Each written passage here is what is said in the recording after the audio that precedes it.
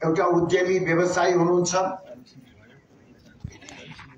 2063 सालमा जब राप्रपा नेपाल स्थापना भयो, त्यो कठिन र चुनौतीपूर्ण घडीमा उहाँ राप्रपा नेपालमा आबद्ध हुन आइपुग्नुभयो र त्यो संघर्षपूर्ण दिनमा हामीले सँगै रगत पसिना बगाएका छौं। पार्टी निर्माणमा उहाँको महत्त्वपूर्ण योगदान छ। अझ मैले कहिले पनि नबिर्सने कुरा त के हो भने हेर्नुहोस्, राप्रपा नेपाल स्थापना गरेर हामी भर्खर हिँडिराखेका थियौं। हामीलाई सामाजिक रूपमा अछुत जस्तो व्यवहार गरिन्थ्यो, राजनीतिक रूपमा निषेध गरिन्थ्यो र हाम्रो बस्ने ठाउँ पनि थिएन। हामी डेरामै बस्थ्यौं। वास्तवमा राप्रपा नेपाल डेरामै बस्थ्यो। त्यो अवस्थामा दिल विकास राजभण्डारी त्यो व्यक्ति हुनुहुन्छ जसले स्वस्फूर्त रूपमा तत्कालीन राप्रपा नेपाललाई स्थायी बसोबासको व्यवस्था गरिदिनु। त्यसले पार्टीमा स्थायित्व आयो, हामीमा उत्साह र स्फूर्ति आयो। राजनीतिक उतार चढावको क्रममा हामीबाट पनि केही कमी कमजोरीहरू भयो होला, उहाँ हामीबाट केही टाढा हुनुभयो र राजनीतिक जीवनको यो उत्तरार्धमा उहाँ उमेरले झन्डै 80 लगभगमा हुनुहुन्छ। फेरि हामी एक ठाउँमा उभिएका छौं। म दिल विकासजीलाई हृदयदेखि नै धन्यवाद दिँदै स्वागत गर्न चाहन्छु। श्याम सिन्हाजी पार्टी स्थापना कालदेखि नै विगत झन्डै 3 दशकदेखि निरन्तर रूपमा निस्वार्थ भावले पार्टी प्रति प्रतिबद्ध रहँदै आउनु भएको छ। उहाँको स्पष्ट र स्वाभिमानी स्वभावको कारणले गर्दाखेरि यता कदा ओझेलमा पर्नु भएको छ, तर जस्तोसुकै कठिन परिस्थितिका बावजुद आफ्नो निष्ठामा उहाँ सदैव अविचलित हुनुहुन्छ। म श्यामजीलाई धन्यवाद दिन चाहन्छु र तपाईको यो राप्रपा नेपालमा सँगै जाने निर्णयले महत्त्वपूर्ण अर्थ राख्दछ भन्ने मैले ठानेको छु। भाइ गमन बस्नेत स्वभावैले एउटा र चरित्रले पनि व्यवहारले पनि एउटा खेलाडी हुनुहुन्छ। म जस्तै स्वाभिमानी हुनुहुन्छ, मेहनत गर्नुहुन्छ, अन्यायसँग कहिले सम्झौता गर्नुहुन्न। यस्ता जुझारु व्यक्तित्व आज हामी सँगै छौं। केशव श्रेष्ठजी लामो समयदेखि राप्रपामा आबद्ध रहनु भएको छ। स्वभावले अलिकति टाढा जस्तो देखिए तापनि राप्रपाको परिवारबाट उहाँ कहिले पनि अलग हुनु भएको छैन। काठमाडौँको रैथाने नेवार भएको कारणले गर्दा उहाँको राप्रपा नेपाल प्रवेशले काठमाडौँ उपत्यकामा संगठन निर्माण गर्न धेरै सहज हुनेछ भन्ने मैले आशा र विश्वास राख्छु। अरु धेरै साथीहरू पनि आज राप्रपा नेपालमा प्रवेश गर्नु भएको छ। सप्तरी जिल्लाका हाम्रा उदयमान युवा नेता भुजेल भाइ जो डबल एमए हुनुहुन्छ, राजनीतिक रूपमा निष्ठावान हुनुहुन्छ र अन्य साथीहरू पनि आज मैले पहिलो पटक मैले रञ्जिताको भाषण सुन्ने मौका पाएँ। मलाई अत्यन्तै खुसी लाग्यो कि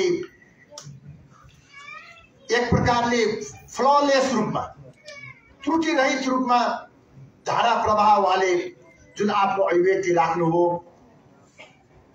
उहाँको भविष्य पनि मैले यो पार्टीमा उज्जवल देखेको छु र उहाँबाट पनि पार्टीलाई महत्त्वपूर्ण योगदान पुग्नेछ भन्ने मैले आशा राखेको छु। सबैको नाम लिएर सम्भव हुँदैन। आजै हाम्रा पार्टीका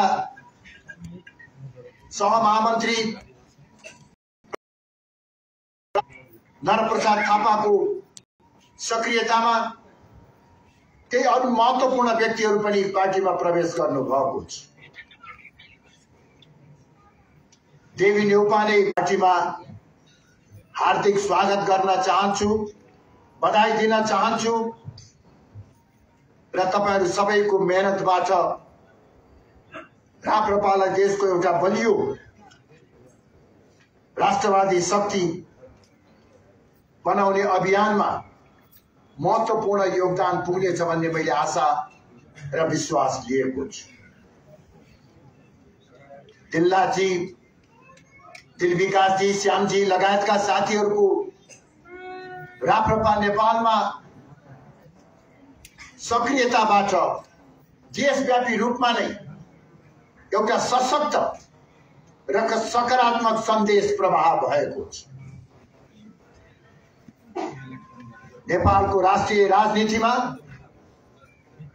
राष्ट्रियता र प्रजातन्त्र र हिन्दू राष्ट्रको मान्यता बोक्ने राष्ट्रवादी शक्तिको मूल प्रवाह राप्रपा नेपाल हो भन्ने सन्देश उहाँहरूको यो पार्टी प्रवेशबाट प्रभावित हुन पुगेको छ।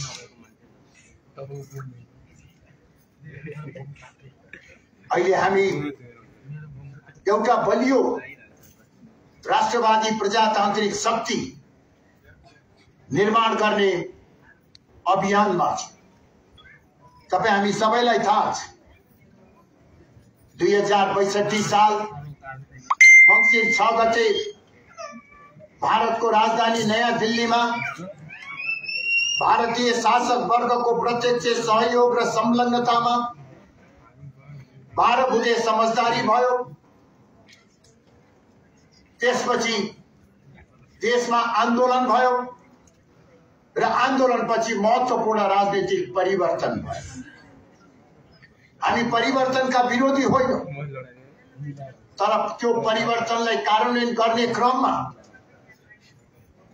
विदेशी शक्तिको दबाव र प्रभावमा परेर राष्ट्र निर्माणको भाष्यलाई नै नयाँ ढंगबाट परिभाषित गर्ने प्रयास भयो। नेपालको रोग भोग, अशिक्षा, गरिबी, पछौटेपन यो सबैको मुख्य कारण भनेकै सनातन धर्म, एकात्मक राज्य प्रणाली र राज संस्था हो भन्ने भाष्य रातारात तयार गरियो। त्यही भाष्यको धरातलमा सदियौंदेखि कायम रहेको नेपालको हिन्दू राष्ट्रको पहिचानलाई समाप्त पारियो। एकात्मक राज्य प्रणालीलाई समाप्त गरेर जातीय आधारमा संघीयताको बीजारोपण गरियो र राज संस्थालाई पाखा लगाउने काम भयो। त्यो अवस्थामा त्यो नयाँ भाष्यलाई अस्वीकार गर्दै राष्ट्र निर्माणको वैकल्पिक मार्गचित्र बोकेर फरक विचार र अलग पहिचान बोकेर हामीले 2063 सालमा अत्यन्तै प्रतिकूल परिस्थितिमा राप्रपा नेपाल स्थापना गर्यो। राज संस्था सहितको प्रजातन्त्र,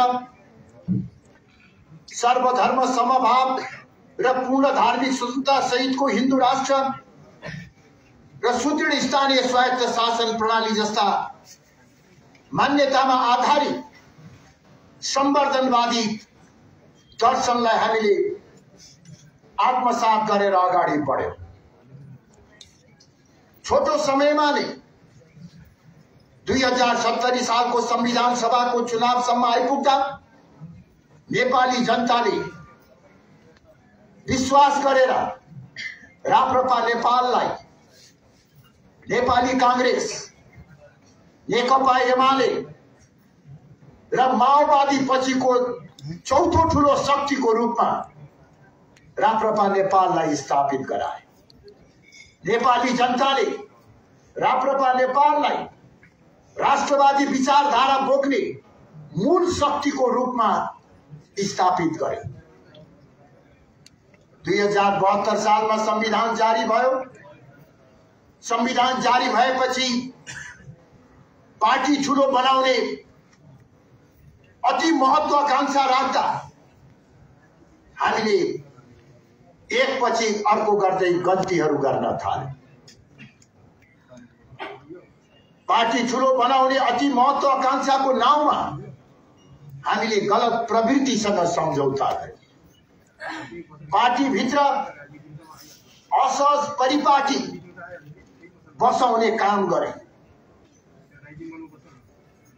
जसको परिणाम स्वरूप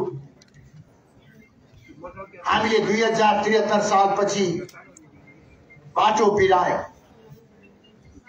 फलस्वरूप 2074 सालको चुनावमा पार्टी ठूलो होला भनेको त हामीले अत्यन्तै निराशाजनक परिणाम भोग्नु पर्यो। करिब 5 वर्ष हामी राष्ट्रिय राजनीतिमा महत्वहीन भयो, भूमिका विहीन भयो। यो तीतो अनुभवबाट पाठ सिकेर विगतका त्रुटि र कमी कमजोरीहरू सच्याएर हामीले नयाँ ढंगबाट हिँड्नुपर्ने बाध्यात्मक परिस्थिति भयो। पार्टी भित्र हावी भएको गलत प्रवृत्ति, सिद्धान्तहीन जमात, स्वार्थी लोभी पापीहरूको कारणले गर्दा पार्टीलाई विचार दिने, पार्टीलाई सम्मान दिलाउने,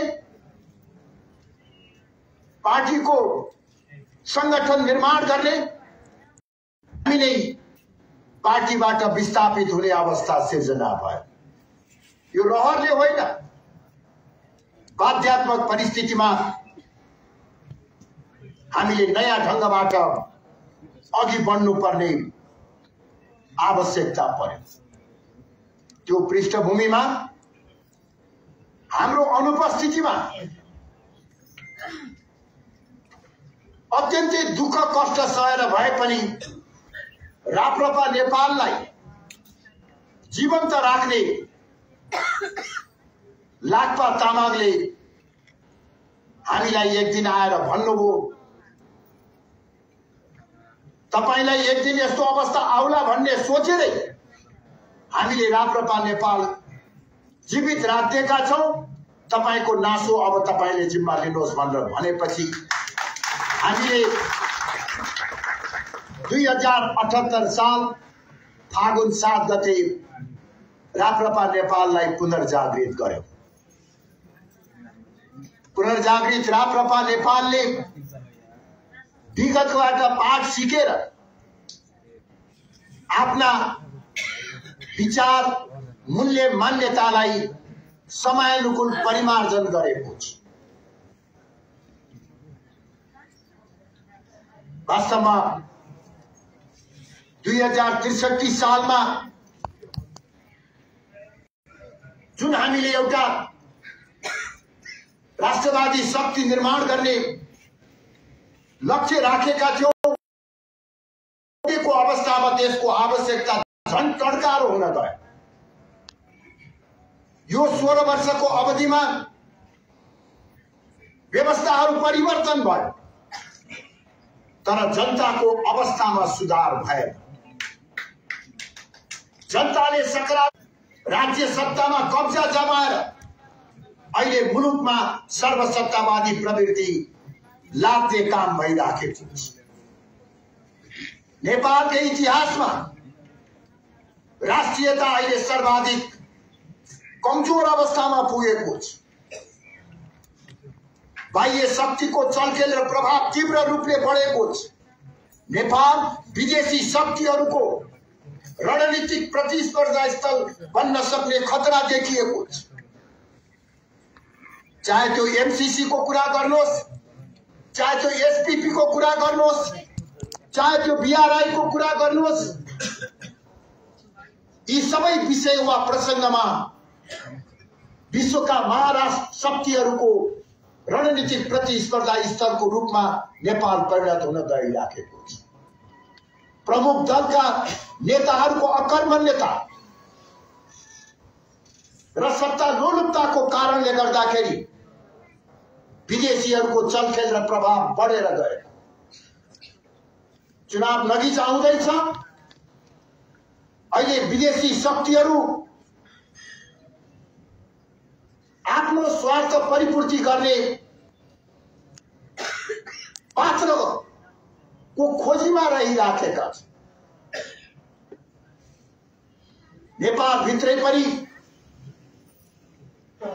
सत्तामा पुग्नको निमित्त बाह्य शक्तिको आशीर्वाद माग्ने आत्मसमर्पणवादी प्रवृत्ति हावी भइराखेको छ।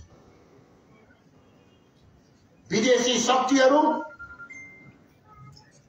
दिल्ली, बेजिङ र वाशिंटनमा पानी पर्दा नेपालमा छाता ओढ्ने जमात खोजिराखेका छन् र नेपालका प्रमुख राजनीतिक दलहरू होडबाजी गरेर त्यो पात्र बन्नको निमित्त तम तयार देखिन्छ। यसरी राष्ट्रियता कमजोर भइरहेको छ र राष्ट्रवादी शक्ति माथि सबैतिरबाट आक्रमण भइराखेको अवस्था छ। धर्म परिवर्तन काली लाग्दो रूपमा छ। विश्वमै सबैभन्दा तीव्र गतिले धर्मान्तरण हुने, इसाईकरण हुने मुलुकमा नेपाल 1 नम्बरमा परेको छ। यो धर्म परिवर्तनको महामारीले सामाजिक सद्भाव र एकता खलबलिएर देश धार्मिक द्वन्द्वमा फस्न सक्ने खतरा देखिएको छ। भ्रष्टाचार, बेरोजगारी समस्या अत्यन्तै विकराल रहेको छ। यसरी 2063 सालको आमूल परिवर्तनपछि जनताले सकारात्मक परिवर्तनको अनुभूति गर्न पाएका छैनन्।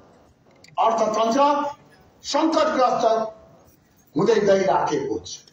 यो पृष्ठभूमिमा जनताले फेरि पनि एउटा बलियो राष्ट्रवादी प्रजातान्त्रिक शक्तिको आवश्यकता महसुस गरेको छ। त्यही आवश्यकता परिपूर्ति गर्नको निमित्त नै कठिन र चुनौतीपूर्ण भए तापनि हामीले राप्रपा नेपाललाई पुनर्जागृत गरेका। किनभने हिजो हामी जहाँ रह्यौं त्यहाँ यो वैकल्पिक शक्ति बन्न सक्ने, बलियो राष्ट्रवादी शक्ति बन्न सक्ने सम्भावना देखियो। हामीले प्रतिपादन गरेको विचार अलपत्र पर्न सक्ने खतरा देखियो। त्यो विचारमा आस्था राख्ने हजारौं कार्यकर्ताहरूको भविष्य अन्धकार हुन सक्ने अवस्था देखियो। त्यसर्थ विचारको रक्षाको निमित्त, कार्यकर्ताहरूको भविष्यको सुरक्षाको निमित्त र साथसाथै देशमा एउटा बलियो राष्ट्रवादी प्रजातान्त्रिक शक्ति निर्माणको निमित्त हामीले यो कठिन र चुनौतीपूर्ण भए तापनि राप्रपा नेपाललाई पुनर्जागृत गरेर हिँड्ने संकल्प गरेका छौं। राप्रपा नेपालले राष्ट्रियता, लोकतन्त्र र सनातन हिन्दू राष्ट्रको मान्यतामा आधारित संवर्धनवादलाई आफ्नो वैचारिक दर्शनको रूपमा आत्मसात गरेको छ। संवर्धनवादको धरातलमा सुशासनको माध्यमबाट देशको आर्थिक विकास र समृद्धि हासिल गर्ने हाम्रो मुख्य उद्देश्य रहेको छ। भ्रष्टाचार नियन्त्रण र बेरोजगारी समस्या हामीले उच्च प्राथमिकतामा राखेका छौं। सर्वधर्म समभाव र पूर्ण धार्मिक स्वतन्त्रता सहितको सनातन हिन्दू राष्ट्रको पुनर्स्थापना हाम्रो आगामी कार्य दिशाको रूपमा रह र साथसाथै 2007 सालदेखिको अनुभव र विशेष गरी 2063 सालपछिको राजनीतिक अभ्यासबाट पाठ सिकेर हामीले मुलुकको शासकीय परम्परागत शैलीको संसदीय प्रजातन्त्रको विकल्पमा जनताबाट प्रत्यक्ष निर्वाचित प्रधानमन्त्री हुने व्यवस्था उपयुक्त हुन्छ भन्ने अवधारणा अघि सारेको छ। यसैगरी अहिले कायम रहेको अत्यन्तै खर्चिलो र विकृति र विसंगतिले भरिपूर्ण निर्वाचन प्रणालीको सट्टा पूर्ण समानुपातिक निर्वाचन प्रणाली कायम गर्नुपर्छ भन्ने हाम्रो मान्यता छ। यसैगरी संघीयताको वर्तमान स्वरूपलाई आमूल परिवर्तन गरेर केन्द्रमा एउटा बलियो सरकार र स्थानीय तहमा अहिलेको भन्दा पनि बढी अधिकार सम्पन्न स्थानीय सरकार गरी दुई तहको संघीय स्वरूप कायम गर्न उपयुक्त हुन्छ र प्रदेश सरकारको आवश्यकता छैन भन्ने हाम्रो पार्टीको स्पष्ट मान्यता रहेको छ। यसरी हामी केही परिमार्जित विचार र मान्यताका साथ अघि बढेका छौं। कुनै पनि राजनैतिक दलले, कुनै पनि व्यक्तिले, राजनेताले समय काल परिस्थितिको चापलाई बुझ्न सकेन भने हामीले समय काल परिस्थिति र जनभावनालाई ठिक ढंगबाट बुझेर परिमार्जन गर्न सकेनौं भने हाम्रा मान्यताहरू जडसूत्रमा परिवर्तन हुन्छ। हाम्रो संगठन जडसूत्रवादी हुन सक्दछ। त्यसर्थ राप्रपा नेपालले पुनर्जागृत भइरहेको यो अवस्थामा आफ्ना मान्यताहरूमा केही सुधार र परिमार्जन गरेको। पूर्ववक्ता केही साथीहरूले राज संस्थाको बारेमा चर्चा गर्नु भएको छ, त्यसलाई मैले अन्यथा लिएको छैन। राप्रपा नेपाल प्रजातान्त्रिक पार्टी भएको हुँदा पार्टीभित्र पूर्ण वैचारिक स्वतन्त्रता रहन्छ। राज संस्थाको हकमा हाम्रो प्रष्ट धारणा छ। हामी राज संस्था प्रति नकारात्मक धारणा राख्न चाहन्न। राज संस्था प्रति अहिले पनि हामीहरूको सम्मान छ। नेपालको एकीकरण, प्रजातन्त्रको स्थापना, राष्ट्रियताको सुदृढीकरण र आधुनिकीकरणमा विगतमा राज संस्थाले पुर्याएको योगदानको हामी उच्च प्रशंसा र सम्मान गर्दछौं। राप्रपा नेपालले राष्ट्र निर्माता श्री 5 बडा महाराजाधिराज पृथ्वीनारायण शाहलाई आदर्श पुरुषको रूपमा ग्रहण गरेको छ। यसैगरी राष्ट्र निर्माता पृथ्वीनारायण शाहको दिव्य उपदेशलाई हामीले आफ्नो पार्टीको मार्गदर्शक सिद्धान्तको रूपमा आत्मसात गरेका छौं। नेपालको भू राजनीतिक अवस्था, नेपालको धार्मिक, सामाजिक, सांस्कृतिक परिवेशमा चुनावी राजनीति भन्दा माथि उठेको, पार्टी राजनीति भन्दा माथि उठेको साझा अभिभावकको रूपमा राज संस्था उपयुक्त हुन्छ भन्ने हाम्रो मान्यता।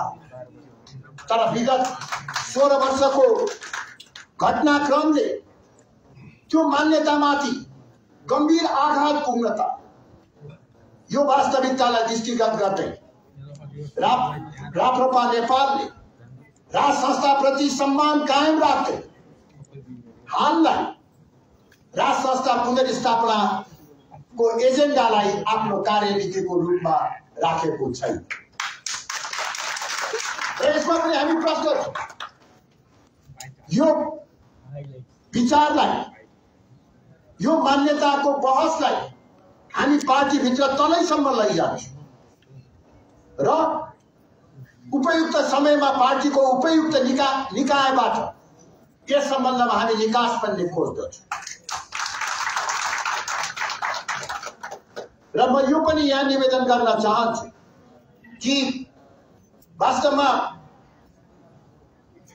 सिद्धान्त त राज संस्थाको उपयोगिता र महत्व कायम रहँदै पनि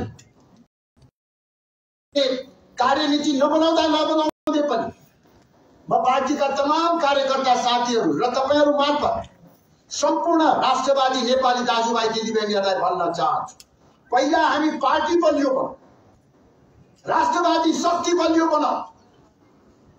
जब हामी एकछिन मुखको चितो प्यागिएन तर के त्यसले राज संस्था स्थापना हुन सक्छ? त्यसैले पहिला पार्टी बलियो बनाऊ, राष्ट्रवादी शक्ति बलियो बनाऊ। त्यो राष्ट्रवादी शक्ति बलियो भइसकेपछि मुलुकको राष्ट्रियता कायमलाई बलियो बनाउनको निमित्त हामीले निर्णायक अवस्थामा राप्रपा नेपाल पुगेपछि स्वाभाविक रूपले देश र जनताको भावना अनुसार हामी उपयुक्त कदम चाल्नेछौँ। यसर्थ म सम्पूर्ण राष्ट्रवादी साथीहरूलाई आग्रह गर्न चाहन्छु, हिजो सँगै काम गरेका साथीहरू पनि, स्वतन्त्र रूपमा रहेका साथीहरू पनि, अन्य पार्टीमा रहेका साथीहरूलाई पनि आग्रह गर्न चाहन्छु, यदि तपाईहरू नेपाली कांग्रेस र कम्युनिस्टबाट वाक्क चिक्क हुनुभएको छ भने, यदि तपाईहरू एउटा विकल्पको खोजीमा हुनुहुन्छ भने, यदि तपाईहरू देशमा एउटा बलियो राष्ट्रवादी शक्ति कायम होस् भन्ने चाहनुहुन्छ भने, यदि तपाईहरू देशमा हाल कायम रहेको धर्म परिवर्तन, भ्रष्टाचार र बेरोजगारी समस्याबाट मुक्ति चाहनुहुन्छ भने, यदि तपाईहरू नेपाललाई हिन्दू राष्ट्र बनाउन चाहनुहुन्छ भने आउनुहोस् एकपटक हामी सबै नेपाली मिलेर राप्रपा नेपाललाई देशको एउटा बलियो राष्ट्रवादी शक्तिका रूपमा स्थापित गरौँ। राप्रपा नेपालले जनतालाई धोका दिँदैन, बेइमानी गर्दैन, सत्तामा पुग्नको निमित्त विदेशीको चाकरी र गुलामी राप्रपा नेपालले कदापि गर्ने छैन। यो पृष्ठभूमिमा आज हामी अघि बढिराखेका छौँ। मङ्सिरमा संसदीय चुनाव हुँदैछ। यो संसदीय चुनावबाट कम्तीमा हामीले राप्रपा नेपाललाई राष्ट्रिय पार्टी बनाउनु पर्ने आवश्यकता छ। त्यसर्थ म सबै राष्ट्रवादी साथीहरूलाई एकजुट हुनको निमित्त आह्वान गर्न चाहन्छु। दिन विकासजीले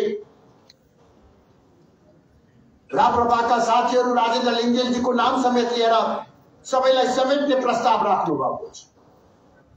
हामीलाई केही आपत्ति छैन। वास्तवमा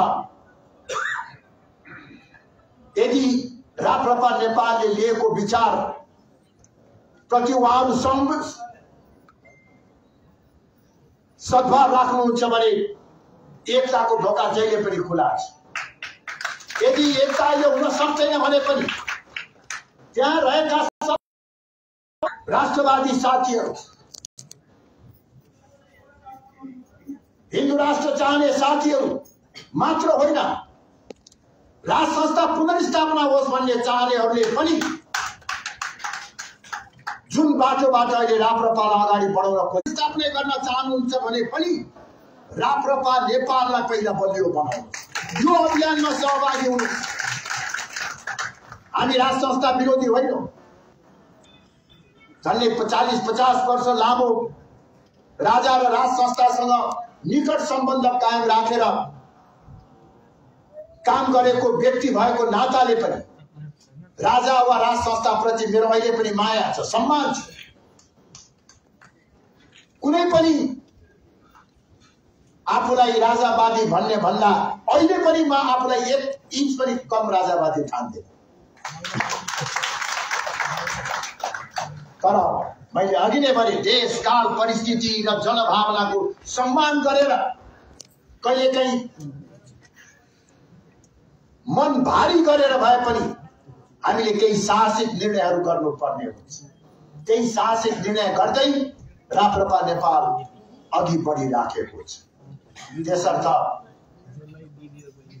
अब म धेरै लामो समय नलिकन फेरि एकपटक आज राप्रपा नेपालमा प्रवेश गर्नुहुने महत्त्वपूर्ण नेताहरू, अनुभवी नेताहरूलाई फेरि पनि हार्दिक स्वागत गर्न चाहन्छु।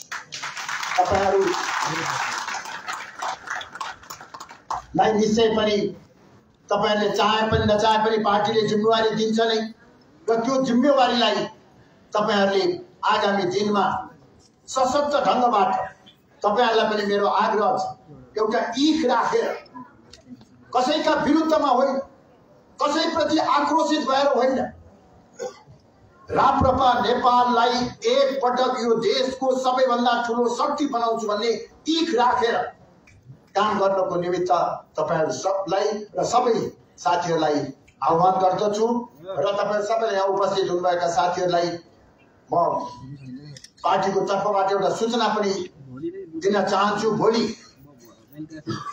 राप्रपा नेपाल आबद्ध भातृ संगठनहरुले संयुक्त रूपमा भ्रष्टाचार, महंगी र बेरोजगारीको विरुद्धमा र सर्वधर्म समभाव र पूर्ण धार्मिक स्वतन्त्रता सहितको हिन्दू राष्ट्र पुनर्स्थापनाको निमित्त पहिलो चरणको सडक कार्यक्रम राखेको छ। भोलि 12 बजे माइतीघर मण्डलामा उपस्थित भएर जुलुस सहित बानेश्वरमा पुगेर सभामा परिणत हुने कार्यक्रम छ। राप्रपा नेपाल पुनर्जागृत भएपछि को पहिलो यो सडक कार्यक्रम हो। त्यसर्थ यसलाई भव्य रूपमा सफल पार्ने क्रममा यहाँ उपस्थित हुनुभएका तपाईहरु र तपाईहरुले मार्फत बढी भन्दा बढी पार्टीका सहयोगी साथी शुभचिन्तक सबैलाई सहभागी तुल्याउनको निमित्त आग्रह गर्दै म बिदा हुन चाहन्छु। यो कार्यक्रम आयोजनाको निमित्त सहयोग गर्नुहुने सम्पूर्ण साथीहरुलाई